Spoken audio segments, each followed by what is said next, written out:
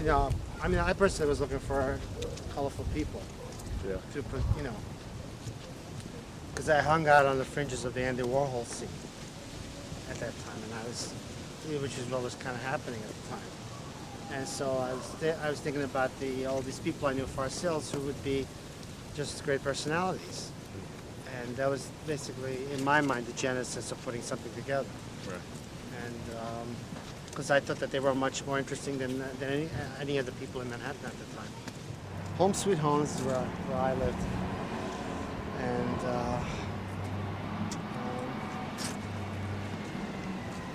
those are my relatives. I was just kidding. But, this is where I lived, this complex here. And right over there you can see where Joey and John lived. And right there is where Dee Dee lived. But this is where we used to hang out a lot. And we used to sit on this thing right here. Let's go this way. And we still hang out here. This is where you hang out, right here? Yep. Sit on here. A whole group of kids sit on here. Yeah. And usually John would hold court, you know. So the Ramones sort of invented themselves. I mean, there's a long road to the Ramones, through the Stooges and New York Dolls and Slade, and Macy Rollers, and countless bands and music that we absorbed. I mean, all of us were very much into music, you know, the history of music. I mean, we came through the 50s, late 50s through the 60s, you know, with the radio glued to our ears. That's the one thing I think we all had in common, is we were really radio fanatics, I mean, music fanatics. So we really absorbed everything, and we weren't too prejudiced, you know, about what we listened to. I mean, we liked all kinds of things. Yeah, no, I like Johnny a lot. I was one of the only ones who had his phone number in the whole milieu of everybody, and people would call me up and say, call Johnny, you know, because nobody had his phone number. Dee Dee and those guys, but he wouldn't give his phone number to anybody. He was very organization-minded and very driven, and he was the boss for, you know, quite a while. I mean, he really was the boss of the band. And yet he always says he wanted to be a ball player, and that's very, you know, Yeah. certainly not an individualistic thing. It's all team. There's no I in team. No. So, you know, I don't know what to say about him. Well, he He's wasn't a ball player. He was a guitar player, Yeah, so well. fuck that.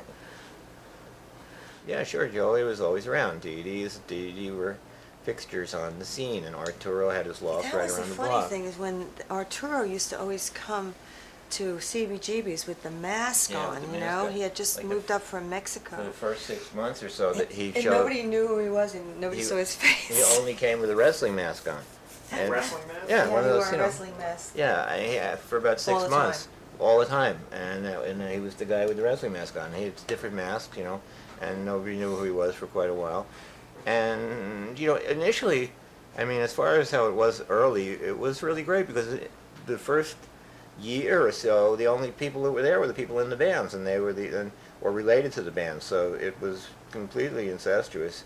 And as I've often said, the reason there hasn't been a scene like that since, or certainly not lately, is because nothing gets to percolate and you know, sort of cook in its own juices for a while like that, because everybody was there for a few years before any attention came onto it.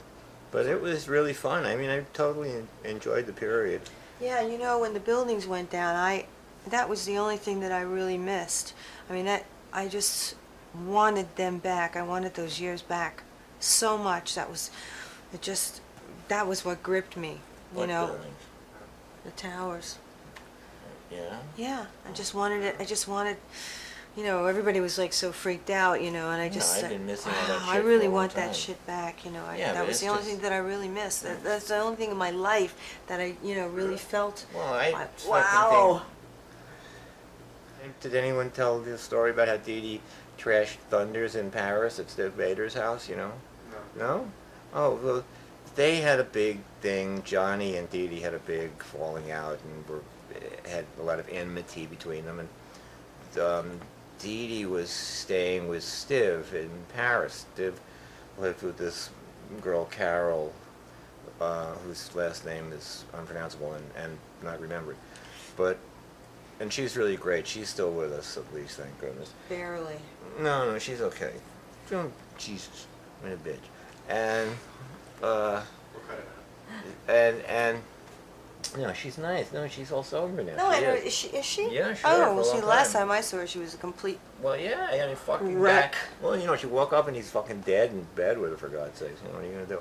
But, so Dee Dee was staying with them, and something went down about Johnny, and Dee Dee said, "Well, just don't let Johnny come over." So of course, Viv had Johnny come over from the airport with his bags, and they, Johnny passed out for a few days straight, and in all that, somehow Dee Dee decided that Johnny stole his jacket or something like that, and Johnny had this like sacred guitar, this like Right. His Les guitar. Paul TV model, that yellow one that he played all through the early doll stuff. And Dee Dee like destroyed it and poured bleach all over his clothes, and then trapped them all in the room and pushed furniture up against the door and was holding everybody hostage with a knife, and as he raved and went insane. And there's probably more detailing, and a lot of people sort of know that story. And all those people are gone. It's really sad in a way, Joey didn't have an evil side at all. Joey was genuinely like just one of the nicest people one could run into on any level. So. Yeah, he Yeah. started out being very shy, Joey, and very soft-spoken and didn't really talk much, and he's so far away from everyone. It's just sort of, and then after a while he sort of loosened up, and he really is a nice person. And what I liked about Joey was that he was really had a great feeling for rock and roll and the tradition of rock and roll, and he really felt something for that. He felt responsibility to that, But it was real. It wasn't like a pose that I see a lot of. I see a really lot of. liked it. I He see really a lot of liked it. people. Just it's like an affectation. They're, knowing the names of bands and all this crap. But Joey really was really into it, and it was really great for me seeing him come into his power, and really see him become this powerful icon that he became, and that was a fantastic thing. Well, I mean, on a weird level, I think Dee Dee was kind of jealous of Joey getting all the attention for dying, which is kind of sad too. But I mean, it almost makes sense, because Dee Dee had, like, at one point or another, they all told me, like, he had every single psychological disorder you could think of. He would he'd be bulimic for a week, and he'd fucking and then he'd do this and he'd do that, whatever. So. Do you use a character? Yeah, but the last time I saw him, we went to a rubber fetish store, and he was going, "Oh, I don't know about this stuff. I can't handle this stuff." You know what a fucking freak he is. I mean, not anything he didn't do or think at one time or another. He was putting on this big act of being innocent. So we didn't ask the question. I had a life-size plaster nun, from like a church lawn in my apartment on the Lower East Side, and he was afraid of it. And I came back one time and there was like stab holes in it. He fucking attacked it or something. And all that stuff. Anybody that's in a band knows that it's difficult to Get along with stay you in fucking love. idiots in the same band with you. Yeah. I mean, it's like anything else. It's like a family. Yeah, you gotta work with a bunch of fucking idiots all the time. All right. On that note, thanks. I resent that. Thank you, dear.